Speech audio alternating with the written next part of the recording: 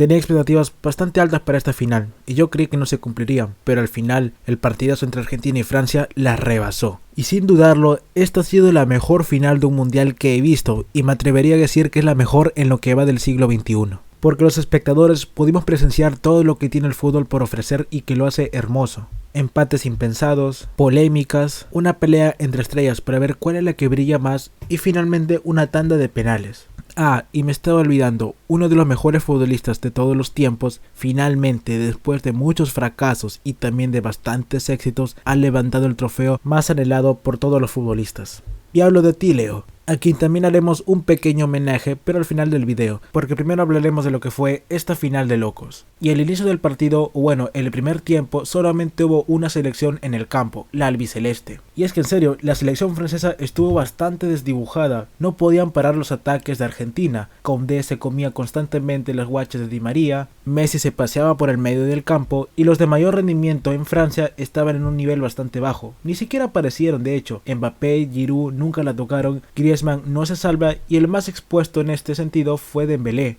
El mosquito claramente no tiene virtudes defensivas y cuando bajó a echarle una mano a Koundé contra Di María, provocó el primer penal. Bastante dudoso la verdad, yo no seré el que decida si fue o no fue penal, pero como espectador neutral le echó bastante condimento al partido. Y el encargado fue Lionel Messi, quien anotó su sexto gol en el mundial para colocarse como el goleador, uno por encima de Mbappé. Y ojo, que esta reña para ver quién es el goleador del campeonato estuvo bastante peleado durante todo el partido. Y tras eso, Argentina se mostró mucho más superior, y el segundo gol del albiceleste llegaría tras un espectacular pase de McAllister para Di María, que definió bastante bien ante la chique de Lloris. Otra vez Di María anotando en una final, algo que no había pasado nunca que Argentina había perdido una. Ya los Cavaleros de Argentina podían proclamarse como campeones, y aún más porque Francia seguía sin responder. Pero casi al acabar el primer tiempo ocurrieron dos cambios importantes, salió Giroud y también Dembélé, ambos con un desempeño bastante pobre en el primer tiempo, y los que entraron fueron Kolo Muani y Marcus Thuram. Y con esto Deschamps le daba vida a Francia, pero no lo sabríamos hasta los minutos finales del segundo tiempo. Y así terminaron los primeros 45 minutos, un partido que ya parecía liquidado. Y la verdad que al no ser argentino esto no me gustaba para nada, yo quería una final que sea luchada y al que no le sobre el segundo tiempo, como la final de hace 4 años. Pero el fútbol nos dio a los amantes de este deporte lo que merecíamos. Porque en el segundo tiempo Argentina intentó aumentar la diferencia en el marcador, pero no lo consiguió. Uno de los responsables de esto fue Hugo Lloris, que tuvo varias atajadas clave. Y casi en el minuto 80 por fin despertó la bestia. Porque tras una falta de Otamendi sobre Kolo Muani, uno de los que habían ingresado previos al segundo tiempo, el árbitro ordenó penal para Francia y Mbappé se encargaría de marcar el descuento. Y Francia no acababa aún de celebrar el gol cuando, tras un pase de Thuram, Mbappé con un fuerte derechazo marcó el empate. El sentimiento es inexplicable, no me quiero imaginar cómo se sintieron los hinchas argentinos al enterarse que Mbappé había revolucionado el partido y lo había empatado en solo un minuto. Y es que esos goles realmente duelen, destruyen la moral, pero un equipo que va a ser campeón no se va a dejar desmoronar por esto. Pero Argentina lo sufriría más, porque minutos antes Di María había sido sustituido por el huevo Acuña. Y en el 2014 el miserable de Götze había ingresado, y ese cambio fue el que le dio la Copa del Mundo a los germanos. Al minuto 90 Gonzalo Montiel entró por Nahuel Molina. Ese cambio, ese hombre por hombre, sería trascendental más adelante.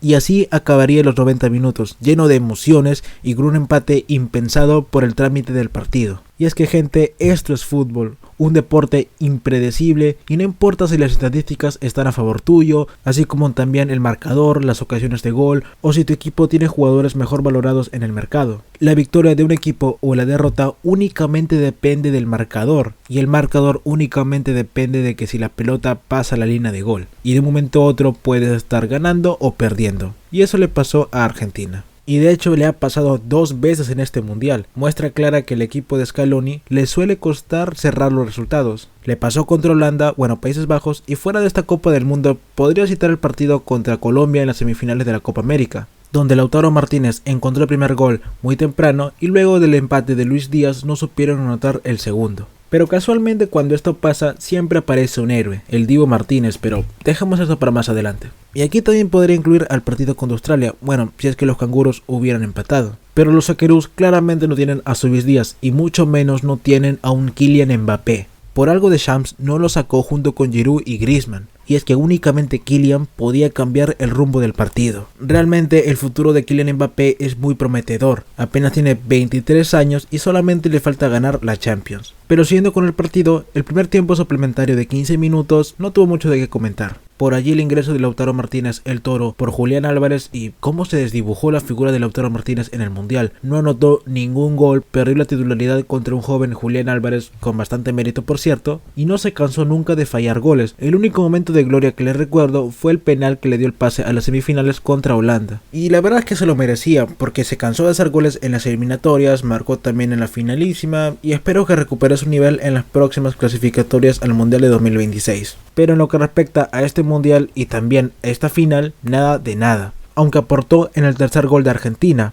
Y su aporte fue haber fallado el mano a mano contra Hugo Lloris, pero la verdad es que fue un tapadón. Pero el rebote le cayó a quien más que a Leo Messi, que marcó su segundo gol en el partido. Y por segunda vez Argentina parecía que dictaba sentencia en el marcador. Pero en el minuto 118, una mano en el área de Montiel le daba el último suspiro de vida a Francia. Y la oportunidad de hat-trick a Kylian Mbappé, que finalmente la aprovechó para convertirse en el goleador del certamen, y también para lanzar otro baldazo de agua fría a la selección argentina. Si Países Bajos lo había hecho una vez, Kylian Mbappé lo había hecho 2 veces, y además planeaba quitarle la Copa del Mundo en la vía de los penales. Instancia en la cual Argentina claramente ya se ha vuelto experta. Si no me equivoco, la última vez que perdió una tanda de penales fue en la Copa América Centenario. Y también creo que fue la última vez en la que Messi falló un penal con Argentina en esta vía.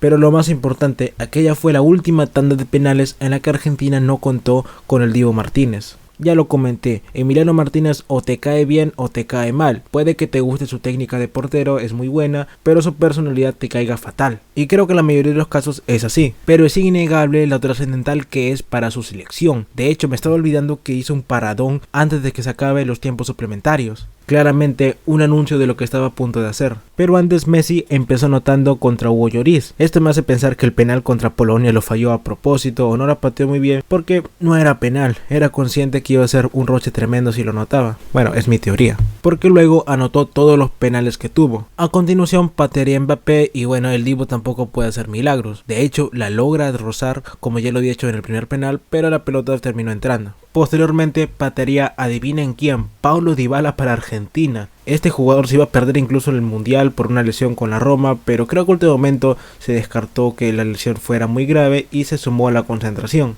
Se puede decir que la joya es un ejemplo viviente del efecto mariposa. Patearía Kingsley Coman para Francia, atajado muy bien por Emiliano Martínez, y las cosas se ponían viento a favor para Argentina. Solamente tenían que seguir asegurando los penales, cosa que cumplió Leandro Paredes. Previamente Tchouaméni había fallado su penal, lo pateó bastante mal a decir verdad, y el albiceleste se encontraba en match point. Luego Kolo Muani anotaría su penal para poner toda la responsabilidad en Gonzalo Montiel, el villano inesperado en los últimos minutos del partido por haber generado el penal para Francia. Pero demostrando por enésima vez que el fútbol da revanchas, el defensor del Sevilla tuvo a sus pies la oportunidad de gritar campeón después de 36 años, únicamente anotando su penal. Y adivinen qué, lo hizo. Y de esta manera la copa finalmente estaba en las manos del albiceleste. Y realmente sobre esto hay mucho de qué hablar, comenzando con que ni Bielsa, ni Sabella, ni Sampaoli, ni siquiera Maradona pudieron ganar la Copa del Mundo al mando de la Argentina, sino un joven e inexperto entre comillas, Lionel Scaloni, a quien muy pocos le tenían fe, pero supo responder a pesar de las críticas y que nunca había dirigido a un equipo profesional. Pero vamos, que ese rótulo de inexperto y joven ya no tiene ningún sentido. Ganó una Copa América, ganó un Mundial, le ganó tácticamente a Luis Van Gaal. Vamos, Scaloni ya se ha doctorado como técnico. Y ¿saben qué es lo más sorprendente? Que su carrera como entrenador acaba de comenzar. Sin dudas tiene un gran futuro por delante. También he de destacar el gran mundial que tuvo la araña Julián Álvarez, que se hizo titular en esta Copa del Mundo, sacando y llevando a la banca al pobre Lautaro Martínez. Aunque bueno, el Torito también es que hizo mérito para irse a la banca, falló bastantes goles importantes. Y Julián con sus diagonales lograba darle más movilidad al equipo y al ataque. También hay que mencionar lo que hizo Enzo Fernández, que ganó el premio al jugador joven del mundial. Y el partido donde más destacó fue contra México, donde incluso llegó a anotar un gol. Y lo de este jugador es realmente increíble. Hace 2 años se encontraba jugando en Defensa y Justicia y ganó la Copa Sudamericana recién el año pasado. Volvió a River, luego se fue al Benfica y más de un año después ganó la Copa del Mundo. Y yendo a los 3 palos también está el caso del Dibu Martínez, que ya puede que te caiga mal, que te caiga bien, ya he dejado claro este tema, pero es innegable que su nivel siempre es alto cuando juega por Argentina. Puede que en la Premier tenga una estadística negativa de goles en contra, y que su equipo, el Aston Villa, no pelee por absolutamente nada. Pero en la Copa América, en las eliminatorias y en este mundial ha dado bastante seguridad en el arco y actitud en los momentos más difíciles. Y podría seguir destacando la labor de cada uno de los seleccionados argentinos en este mundial. Por allí está Marcos Acuña, también Di María, pero el video sería eterno. Pero de todas maneras, estos últimos minutos de video lo voy a dedicar a un jugador en específico, y creo que ya es evidente quién es: Lionel Messi Cucitini. La pulga y la Copa del Mundo. Parecía que esta relación nunca iba a acabar bien, y de hecho empezó mal, con la eliminación de Argentina contra Alemania en el 2006. A Messi le tocó ver aquella tanda de penales desde la banca, porque Peckerman nunca lo hizo entrar.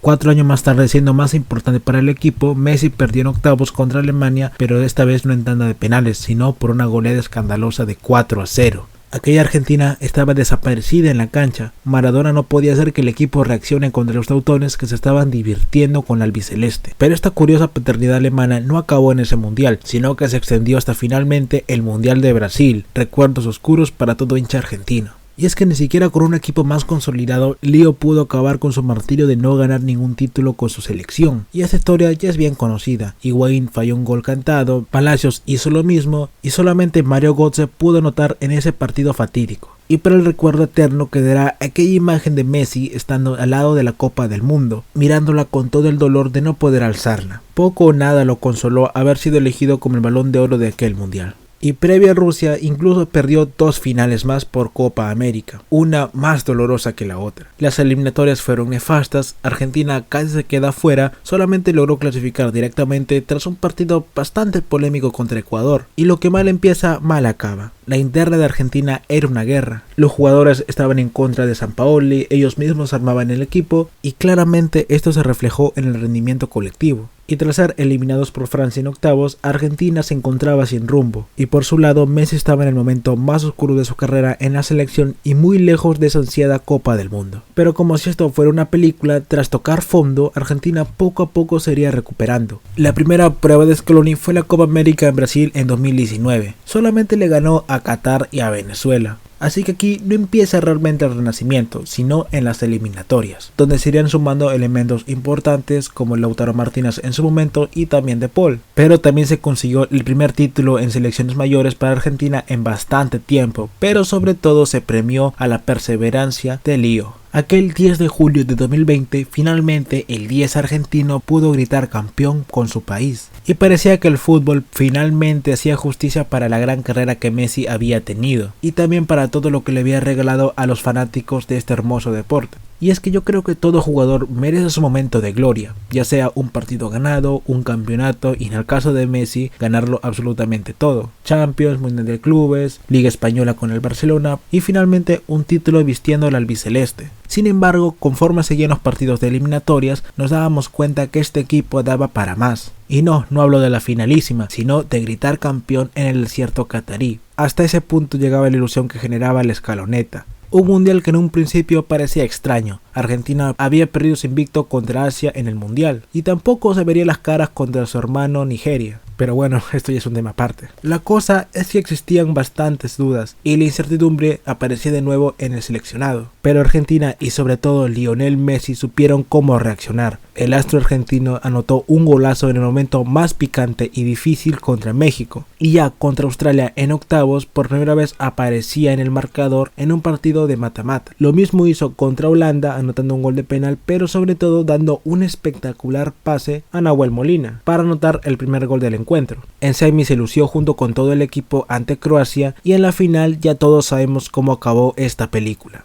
Realmente no me importa mucho entrar en ese debate de quién fue el mejor, si Messi, si Cristiano, si Maradona, si Pelé, si Neymar. Para mí son jugadores obviamente destacables, resaltan ante los demás, pero en lugar de discutir hasta el fin de los tiempos por ver quién es el mejor, prefiero disfrutar de sus carreras en el caso de los que aún están jugando, y agradecer por todo lo que le dieron al fútbol a los que ya se retiraron y también a los que lamentablemente ya no están entre nosotros. Y por eso desde este 18 de diciembre aplaudo y celebro esta nueva conquista de Messi, en quizá los últimos años de su carrera. Nadie sabe si jugará el Mundial de 2026, eso ya depende de sí mismo, pero nadie podrá borrar y quitarle misticismo a lo que ha conseguido, levantar la Copa del Mundo. Y bueno gente, esto ha sido todo por hoy. Sé que estoy subiendo este video con bastantes días de retraso, pero la voz me estaba matando en estos últimos días. Por eso espero que valoren este trabajo y como siempre suscríbanse, denle su poderosísimo like y hasta pronto.